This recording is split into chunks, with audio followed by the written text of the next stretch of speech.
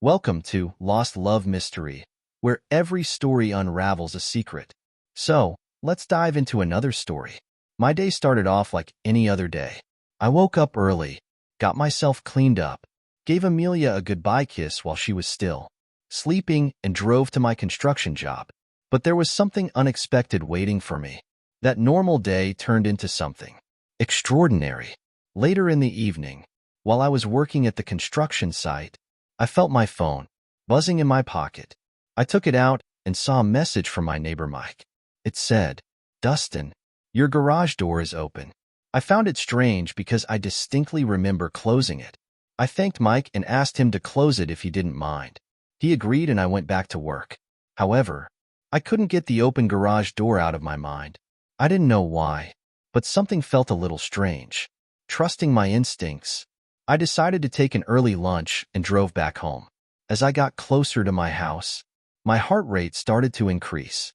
I saw an unfamiliar car parked in my driveway, a car I had never seen before. At that moment, a sickening feeling washed over me. I parked my truck quietly on the street and approached my own house without making any noise. I opened the side door that led to the garage, and to my surprise, it wasn't locked. The door that led from the garage into the house wasn't locked either. As I walked through the house without wearing my shoes, I stumbled upon the most devastating scene. There was Emily, my wife, on all fours and a stranger ramming her from behind. My wife's moans filled the room. The man held her by her waist and kept ramming, occasionally landing a spank, making her white skin turn red. My wife's screaming word of encouragement to hit harder. All this happening right in front of me. I was consumed by anger. Everything seemed blurry, and I felt like I was about to throw up. Stepping back a bit, I took out my phone, made sure the flash was off, and snapped a few pictures of them kissing. I recorded a short video of them together in my house. It was in that moment that I realized going violent would just land me in trouble. Revenge will be served. The best way to get back at Emily would be to make her fully grasp what she was losing.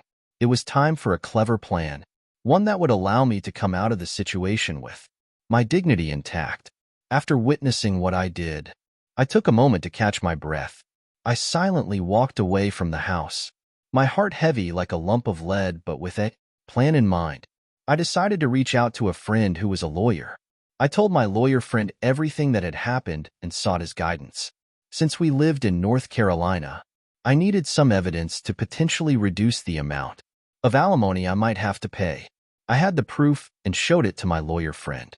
Even though he wasn't a divorce lawyer, he pointed me in the right direction and helped me understand the necessary steps to protect myself.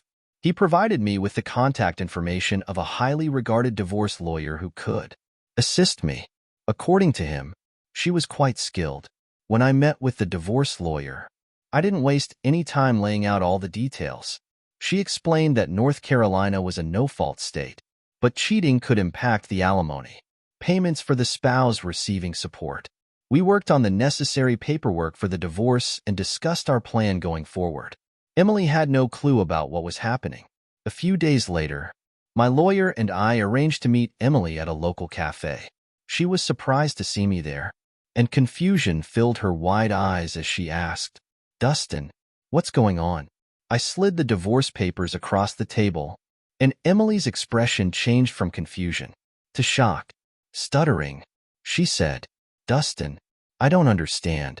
Looking at her, my heart aching, I replied, "Emily, I think you do. I saw you with him." Her face turned pale, and I could see the realization sinking in. Tears streamed down her face as she apologized. Despite the pain, I knew my decision was the right one. Eventually, Emily refused to sign the divorce papers. By that time, I had already moved out of our house and found a small apartment for myself. Since the house belonged to Emily's parents, I wasn't concerned about that aspect. The day after she received the divorce papers, her parents offered financial support so she could hire her own lawyer.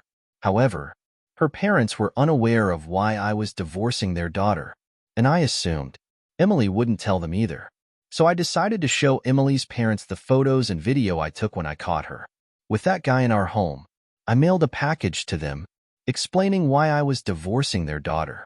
Around 6 weeks later, during the divorce hearing, her parents didn't show up.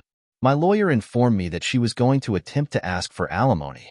She mentioned it was unlikely to succeed, but she wanted to keep me informed.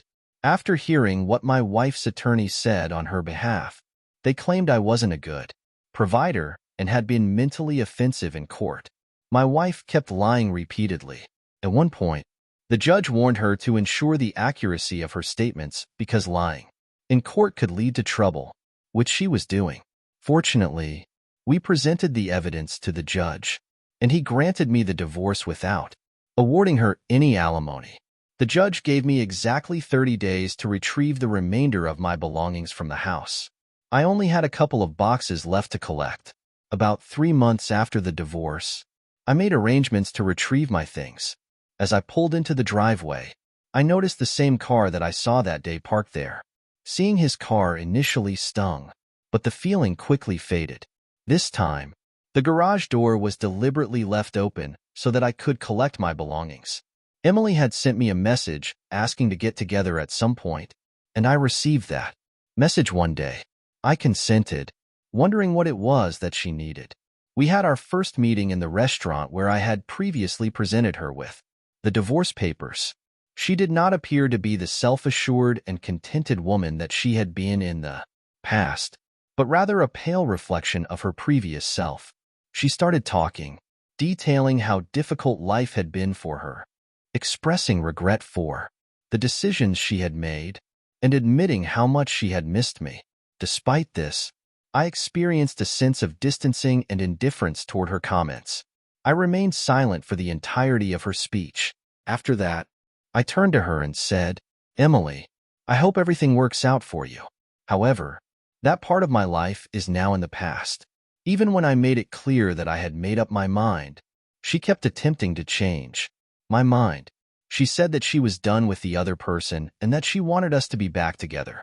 As I was leaving the coffee shop, I came to the realization that I had emerged victorious. Not because Emily was sorry or upset about the situation, but because I had arrived at a place of contentment inside myself. My life had been turned around, and I had found my inner strength and gone on with my life. I started over, piecing my life together one step at a time. The best form of retribution did not involve physical conflict or public disgrace. It was about moving forward in life with more resilience and insight than I had before. After roughly 7 months, Emily's father passed away from cancer. He never once expressed regret for the first rage he showed toward me upon learning that we were divorcing. However, her mother did apologize, and she extended an invitation to attend the funeral service. I was on the verge of backing out of going, but I didn't have any problems with her mother. I was not the kind of person who nurses ill will toward others. The past cannot be changed. As the weeks passed, rumors began to spread that Emily was getting into even more legal trouble as the situation continued to escalate. She was arrested for driving under the influence of alcohol one weekend, and her current partner was involved in offensive activities, including trafficking pills from her mother's home. How did I come to know all of this? Her mother still gets in touch with me every once in a while. Although our marriage lasted for only 8 years before it ended, and she would have been entitled to spousal support for approximately half of that time, she didn't pursue it. Nonetheless, it did have an effect on the conclusion that was reached. I really wanted to find the other guy and release some steam on him. I was advised against it by my lawyer. Thanks for watching Lost Love Mystery. If you enjoyed this story, like, subscribe, and hit the bell icon for more hidden truths.